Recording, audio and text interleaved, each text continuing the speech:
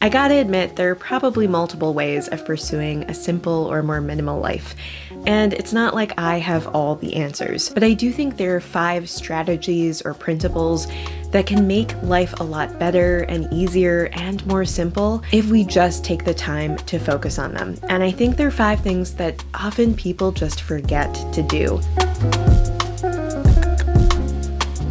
My first strategy is to re-engage with the things that you naturally take pleasure in. So often we get sucked into what we think we should enjoy or what society tells us is fun. For example, so often the top 10 on Netflix are the first things that I scroll through when I'm picking out what to watch. And I know that's an example specific to what you're watching on TV, but I do think that the internet and society at large often tells us what we should like or what's in right now. And so often we lose touch with what we naturally used to like as a kid or as a young person. Or sometimes we have so much access to technology that we forget to enjoy the simple pleasures of life. For example, sometimes I get sucked into scrolling on social media while watching a dramatic TV show rather than sitting back, engaging in a meaningful conversation and listening to music. Sometimes simplifying and engaging with one scent, so focusing on smell or on sight or on hearing, can recenter us and help us be more mindful. I think one exercise to help you achieve this is to take a moment and ask yourself, what was it that I used to enjoy as a kid? Or if you were a kid a long time ago, maybe it's just, what did I used to enjoy 10 years ago? What was meaningful to me? What got me excited? And ask yourself the question, have I done that lately? Have I enjoyed myself lately? What could I do to enjoy myself just a little bit more? And to re-engage in those natural interests, things that I was organically drawn to. I also think that sometimes even just simple play can be really energizing. I think it's at the core of being human, and taking the time to do that can probably help our moods and how we feel day to day.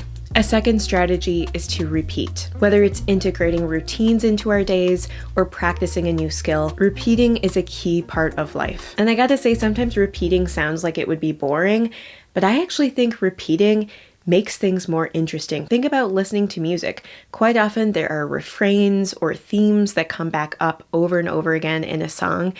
And every time you hear that refrain or that theme, it might mean something a little bit different to you. You might have a slightly different emotional reaction or experience with the sound. And I think that's actually one way that we grow or that we process information or emotions. Not to mention, in order to learn a new skill or to build on something, you gotta repeat. I mean, why is it in the gym they always talk about reps? It's because repeating helps us get better. I also think there's such a fear of failure, and I personally believe that until you've tried something a number of times, you can't say that you're bad at it. Because usually when we try something for the first or second or even third time, it might feel overwhelming or like we just can't do it.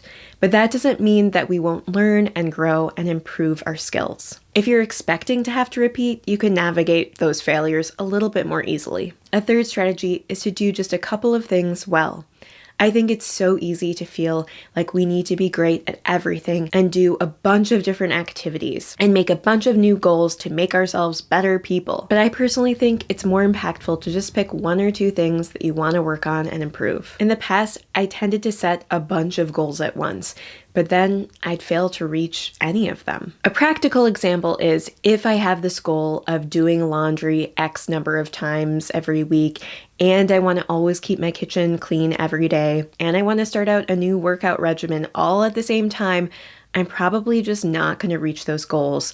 And then I'm going to feel worse about myself, and then I'm going to give up. And granted, I know we probably all logically know this in our heads, but how often do we rag on ourselves? I know sometimes I'm kind of hard on myself when I'm not reaching those milestones that I feel like are normal for other people. But sometimes life is hard and we can't stay on top of all the messes or get everything done that we want to get done. And I think it's better to just focus on specific skills or things we want to be working on that will make a big impact, and just pick 1 or 2 and focus on those. And notice when you make those changes and celebrate them. Again, I know this is so simple, but I think we forget to simplify those goals and to simplify the areas of our life we're trying to focus on. Another strategy that's related to this last one is to set goals that are behavior related rather than outcome related. That way, it's clear cut if you've achieved the goal or not.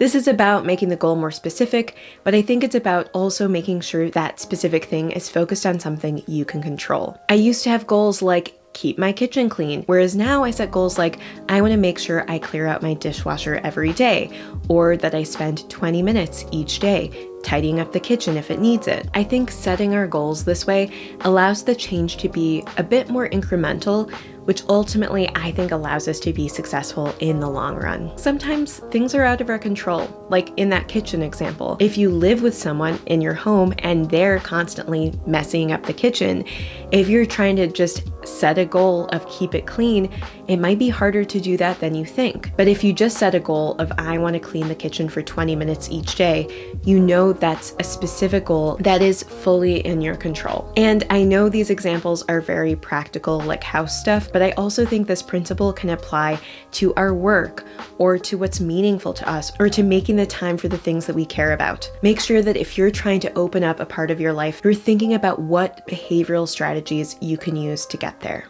A fifth tip is a classic phrase, don't put all your eggs in one basket.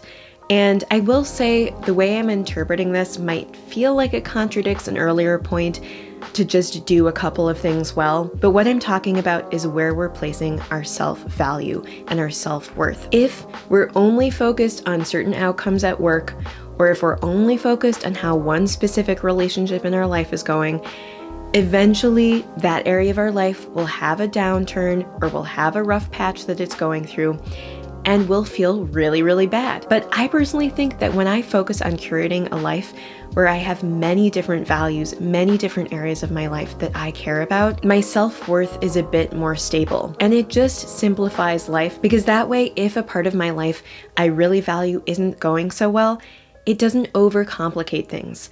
I can try to fix the situation, but I can also focus on the other areas of my life that I care about that are going well. So I think it can be about focusing on multiple things in your life that you care about beyond just one thing. And I even think, for example, if you have a job, think about if there are multiple ways you can define how you're doing in that job rather than just are things going well at work or not, but what are different areas of my role that I do well or that I enjoy, and how do I feel about each of those, as well as how do I feel about my friendships or my relationship with each of my family members, or how do I engage with my hobbies or things that I enjoy? How do I engage with my community or my own personal spirituality? There are many ways we can evaluate ourselves and spend our time, and I think it's important to spread those out so that we're not just focused on one thing. And I promise you, even if you are focused on one thing maybe a bit more than others, there are other things in your life that are of value, that are meaningful to you.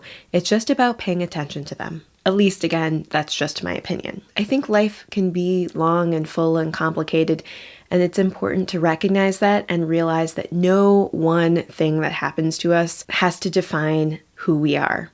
Even if it's a really big thing, there are probably multiple things about you that define you. And I think just remembering that helps simplify. That way life doesn't have to be so dramatic when something bad happens. Now, I will add the caveat, obviously, there are really big tragedies and injustices that happen to some people, and obviously, sometimes focusing on one area of your life is important. But I think just in general, going about our life, it's important to recognize that there are numerous areas in our life that we can derive enjoyment and meaning from, and that helps simplify our life. Anyway, that's all I've got for you in this video, but if you enjoyed this video, you also might enjoy a video I created a little while ago that describes 8 ways to live simply.